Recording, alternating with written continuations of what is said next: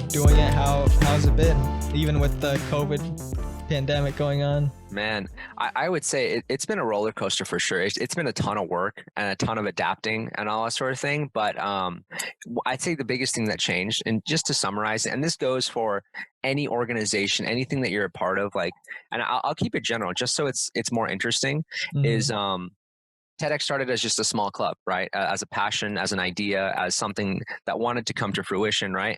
And then since over a year of hard work, putting time into it, and I feel like this goes for any company, any group. I think I froze a little bit. Yeah, I think you Froze. Am I back? Yeah. Yeah. So what I was saying is, I think this applies to any company, any organization, any business, right? That when you put time into it, after a year, when you put a lot of effort and hard work into it, it no longer just becomes a small little club or organization. Now, I think the biggest defining thing about TEDx is that there is a team behind it. There's an audience for it. So it is way bigger than just me now. That's the thing that I've learned. Because it's not like I've had the opportunity at a young age to be able to be such a part of such a, that many growing and budding organizations that do cool things. So I have been able to witness for the first time the transition from TEDx just being a small little club with a few people behind it and a few people interested to now an organization on campus that's widely recognized, and people want to see it, people are excited for it, and that's huge. And I think that motivates me a lot because now you got people counting on you, now you got people working with you, and it's not just my dream, it's other people's dream as well. And I think that's just awesome, and that's defining. So that I'd say that's how TEDx is going. COVID threw things for a loop. We were supposed to have our first TEDx conference yesterday, actually October 16th. That's what we had planned it. But now the TEDx has been postponed. We're going to be doing it in early spring as well.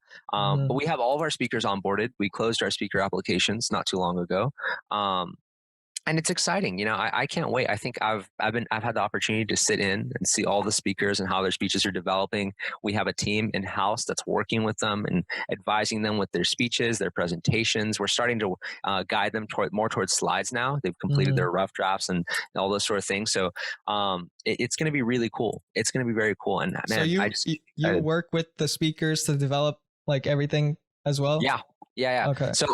So that's one thing that I've had experience with since I've been in high school, because my senior year of high school, I helped organize the TEDx conference. That was the youth conference that I was a part of. And I did a lot of the auditions. I was basically the one-man army when it came to, we only had maybe 10, 12, 13 speakers. So it wasn't too bad.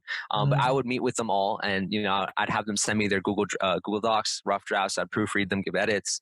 I'd ask them to record it and then send it to me so then I could, hear, intonate this and give some advice there. So I have experience as it is relating to do that. And now I do that for a lot of the speakers that we currently have, which is fantastic because I feel like I can ask a lot more too. I can be a little bit more picky. In high school, it's not like, hey, I want you to conduct some research and get back to me and implement it, right? I couldn't really say that. But like now I can say, hey, I want to see some research, some statistics, like get in the nitty gritty, like, APA format this, like, it's cool. Like I like being able to really shoot for the stars and challenge the writing that the speakers do. Show your leadership a little bit, guide them on the right track. Yeah, exactly. And the best thing too is I've been able to share that. So in the TEDx board that we have for the organization, we have 2 other writing advisors, right? And I've sat down with them and I'm like, hey, these are the different guidelines of TED, so make sure you know these. But at the same time, like I used to show them rough drafts that I've edited in the past and what types of comments I used to leave and what to look for. So it's not just me that's reviewing all the speakers now. It's not just Kira, the co-director of the TEDx conference. We have 2 different writing consultants, and they meet with the speakers once a month. They go through these things. Sometimes if I'm available, I love to hop in and just listen and maybe give 1 or 2 comments, but it's really their time and it's really their thing. But I just like sitting in too, because then I know what each speaker is doing. So the conference is a very holistic thing, because you have to make sure that nobody is conflicting with each other, nobody's talking about the same thing, and you have to make sure a lot of organization that takes place. Oh man, I'm not looking forward to trying to create the order of the speakers, because you have to really weave it well. Where okay, do we want to have all the heavy talks at the beginning? No. You want to have all the happy talks at the beginning? No. You want to web it? Sure. Do you want to have like a really sad talk and then a really happy one, and it sort of like takes away from it? Like there's a lot to consider. I know. That's gonna be fun to try and plan out. but I love it, man. I love it. I Hmm. honestly do. I'm Yeah, so that's good. passionate about it. It's so much fun. And even through COVID, we've just been working so hard at it. We, as in the entire team, and it really shows because Hmm. we've gotten quite a bit of traction. I'm so excited for that. How many people are now a part of the organization now? I would say since we started in March, we got an Instagram following of, oh man, I'll pull it up on my phone, but I'll keep talking. We got an Instagram following of X amount, but we have about 70 members in the organization. Hmm. We have quite a few faculty that has recognized us and wants to work with us for one of our membership series called Titan Talks, which is a workshop series where you'll be learning how to best write a speech and communicate that and all that sort of things. We've been recognized by the president of the university, President Fram Roach, and his wife. They wanted to come out to the event and support the students. And I think that's really cool. I think that's like the starting step of it. And we have 388 followers right now. Hmm. Since we started in March, I was just like, whoa, that's insane. Our social media team has been killing it. But because like last year around, I think October, November, we talked, and this was just an idea. Just an idea. Yeah. And in March is when it became a thing. And since then, woo. Yeah, I remember like you just asking classmates like in the BH program, like, do you want to join this? Do you want to join? Yeah. Yeah.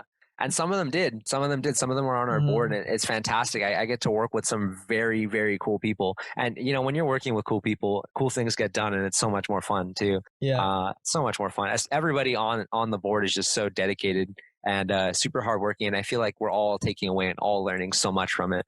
And that's really cool. Yeah, just when you have like a group of like-minded individuals, and sometimes not even like-minded, there could be conflicts there. Oh yeah, and it just like you just level each other up. Like one builds another thing, and then it just keeps growing. Yeah, there was one thing. Someone on the board said this too. Because we were designing, I'll tell, it's like a quick story. We were designing our workshop series, Titan Talks, right? And one of the things is a lot of that was peer discussion, you know, a little bit of breakout rooms between the participants to talk about the first workshop that we just had this Friday was called Brainstorming 101, you know, thinking of an idea, right? And someone on the board said an idea that no one was thinking but was really right, which is that I feel like this, I'm quoting her words, like, I feel like sometimes everybody just agrees with each other. Like you look at discussion posts and it's like, yeah, great job, Sham. Like, I really love the way that you articulate, like, and that's what everybody says, right? Yeah. So we were designing like what to talk about in the first like 30 minutes of it, what in the presentation should be included.